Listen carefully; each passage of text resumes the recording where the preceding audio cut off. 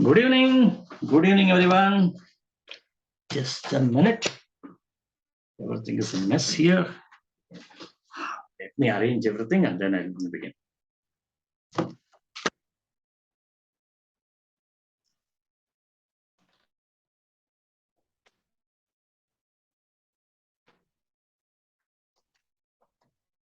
Okay, done. So, if you remember in our previous few videos, we had been working only on center of mass. I don't know why I'm not getting satisfied with the number of problems that I'm working on center of mass. So many number of problems are there. Just a moment. Let me share my screen. And every problem is quite unique. And when I give these problems to my students, and I have seen their papers, I have seen that many of them make lots of mistakes. Okay, so definitely I feel that one should have what you call it as a better practice. Without practice, working out problems on center of mass would be a bit difficult. Okay, now let us begin with today's class on center of mass for motion of a particle in gravity. Now, why this was considered? The reason is because one of the student had a doubt saying that, sir, can we apply center of mass when an external force is acting on a particle? Okay, and he said that whenever there's an external force acting on it, center of mass should not be applied. The reason why he said is because he has got confused with center of mass and conservation of momentum, because both of them we write it as COM and COM, right? Okay, now let us start solving this problem. This is a problem in gravity, and I gave it this problem to him, not to him, to her, and she started working on it. And when she started working on it, this is what she got an incorrect answer. Okay, so somewhere the concept of center of mass, then I realize it has not been clearly understood. Okay, now the problem is like this.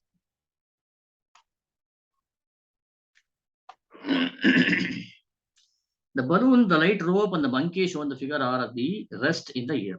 Okay, you have a balloon, you have a monkey, you have a floating balloon. So he is also levitating over here. The monkey reaches the top of the rope. By what distance does the balloon descend? So the monkey somehow tries to move with maybe velocity, acceleration, whatever you call. Okay, so he moves upwards like this. And as a result of this, what is the length of the road? Is the what is the mass of the balloon is m? By what distance is the sorry, by the balloon descent?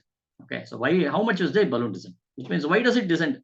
The reason is because when the monkey goes upwards, the balloon should descend. One answer, first answer which I got is that she said that, sir, the balloon is already hanging here. The balloon, monkey only climbs up. Why should the balloon descend? Balloon will not descend. Okay, so this is an example wherein you have to imagine. The imagination is that you have imagined, she had imagined saying that the balloon is being fixed at some point. And when you are climbing upwards, okay, the balloon does not move. Because she says, why should the balloon move? Reason is because I'm not pulling anything, right? My weight, okay, the monkey's weight, when the monkey is here at this point is also mg, and when it is climbing also, it is not changing any mass over here, right? So if you apply a force over here, then definitely the balloon will come. Since when the monkey was at rest, okay, the balloon was at rest over here. So as the monkey climbs up, why should the balloon come down? This is a question. Okay, quite valid. But the first thing that we need to look at is, if the monkey is moving like this, okay, with an acceleration, it should definitely move with an acceleration. Why acceleration? Because it starts with an initial velocity which is u equal to 0, and later on it increases its velocity to some v. So v minus u divided by t will be acceleration will be there. Okay, no issues. Okay, so now if there's an acceleration over here, then the forces acting on the monkey would now be, you have this as your monkey. Okay, I have a monkey here. So this will be mg, then this is your tension T, and thus we will have T minus mg because it's going upwards, right? T minus mg should be equal to ma, or T should be equal to mg plus ma. Now, why did I calculate the value of tension? Simple answer is that what is tension here? Tension is a pulling force. Okay, where is it pulling? It is pulling the monkey by this force. Okay, when the acceleration is 0, definitely the same tension acts. Okay, there is a force here. Okay, when there is an acceleration, definitely the tension is acting over here. Now the same tension will act on the balloon also. Now what did you say? You said that whenever the balloon will come down only if and only if there's a force acting here. And this force will not be a constant. Mg is a constant force. But Ma, okay, is nothing but mass times acceleration, okay, which will no more be a constant, right? Because when the acceleration changes, definitely this M into A will change. The tension will also change. Okay, as the monkey is moving upwards, there is an acceleration, and hence the balloon should come down. So this is what is the explanation I gave. Now the next question here, the answer. The moment I gave this answer, she said that, sir, fine. Let me agree that according to you, the balloon also comes down. If the balloon comes down, then the monkey is climbing up. By what amount will it come down?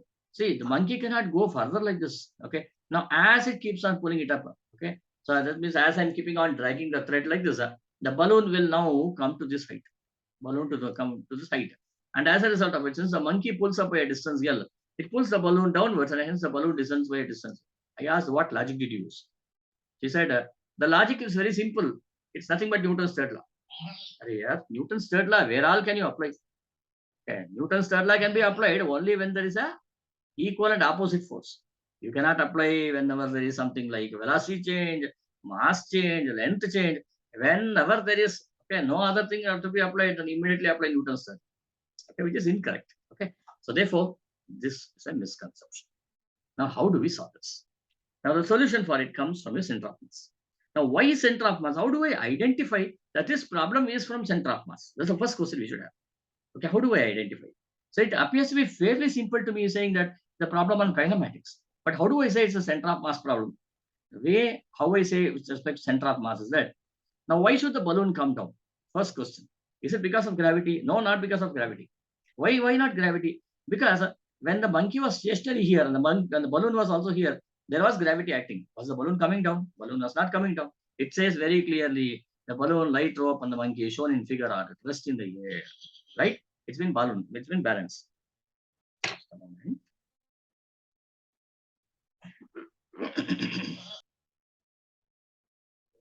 Back. Someone was at the door. So therefore, definitely this concept is incorrect. I have told you the reason behind it. You cannot apply Newton's third law at each and every example. Well, let us see how do we solve it. Now, how do I know that I should apply the concept of center of mass only here? That's what was the question here. So I should apply the center of mass concept here because you see, this mass, I say that this mass is moving because of this mass. Remember, I said that this balloon moves downwards. The reason is because of this mass going upwards. Okay, this is similar to saying I have two masses connected like this. This mass moves because of this mass, Where did we study this? You would have learned this in gravitation, right?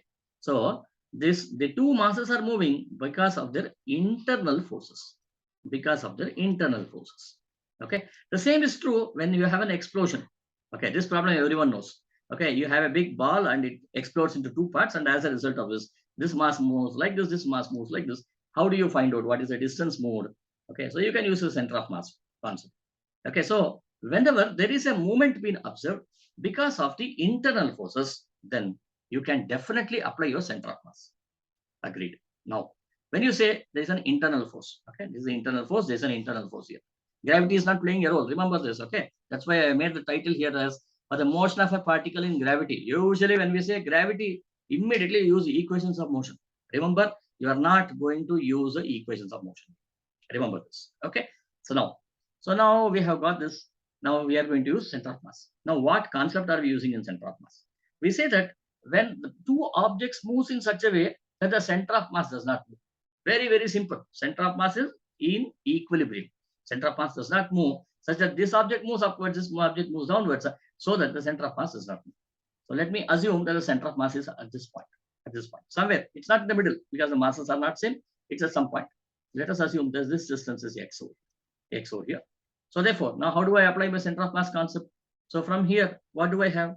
I should say that m into x should now be equal to m into L minus x. Am I right? In other words, I will pull this. Why L minus x? Because if this is L, then this should be L minus x, right? This should be L minus x. And how do I get this equation? That's the question we need to ask. How do I get this equation? I can assume this point as my origin here, right? If I consider this as my origin, then this will be your positive y-axis. This will be a negative y-axis. So if I want to apply my center of mass concept, I know center of mass is ycm Okay, what is the coordinate here? The coordinate is at this point because particle is not moving on this direction. I am taking only YCM. YCM is at the origin. This will be equal to 0, which should be equal to M1 Y1 plus M2 Y2 divided by M1 plus M2. What is M1 Y1?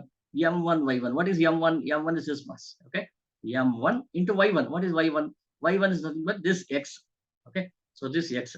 And what is M2? M2 is this one. M2. M2, see, you see, this Y2 is negative here, right? Okay, so therefore I'll write, okay, maybe I'll write plus M into, what is this distance over here? This is Y2. Y2 should be L minus X. L minus X divided by, and this is negative over here. Okay, so therefore I will take this as negative. Negative. Divided by M1 plus M2. This will be M plus M, right? Capital M plus small m or something like this. So this, okay, so if I equate this and I get this equation, I have just directly derived this one. Now, what do we need to do? I need to find out what is the value of X. So therefore, this will be Mx plus M into X should be equal to M into L, or X should be equal to ML divided by M plus M. Very simple, right? Okay, so this is how you need to solve the problem. The first thing is you should identify what is your target, what is your problem here. Okay, friends, if you have liked this video, do share and subscribe to my channel for more updates. You can also write back to me as what kind of problems would you like to solve so that I can continue with such kinds of problems. Okay, thank you very much for watching this video until the end.